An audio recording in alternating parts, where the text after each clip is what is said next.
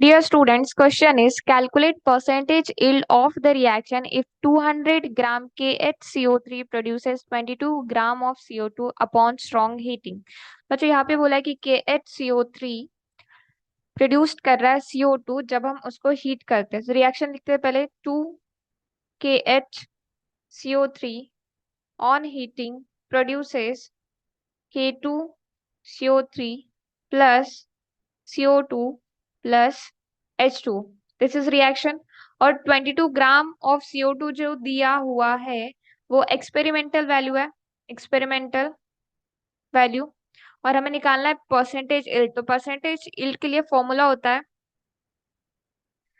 Percentage yield is equal to experimental yield divided by theoretical yield into 100। तो given reaction में देखें तो 2 मोल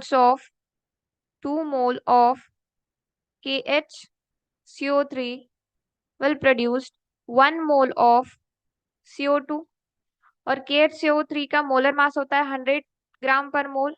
सो 2 into 100 gram of KHCO3 produced 1 mole of CO2 और CO2 का molar mass होता है 44 ग्राम पर मोल, 44 ग्राम ऑफ CO2।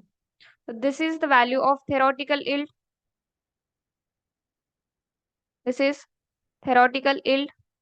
और एक्सपेरिमेंटल इल्ड की वैल्यू दी हुई है हमें 22 ग्राम। हम वैल्यूज इस फॉर्मूला में पुट करेंगे।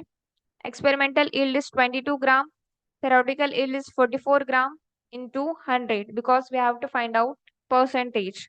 इसे सॉल्व करेंगे बच्चों तो आता है 50%। That is percentage yield, this is percentage yield of the reaction if 200 gram of KHCO3 produces 22 gram of CO2 upon strong heating. 50% is the final answer. Thank you.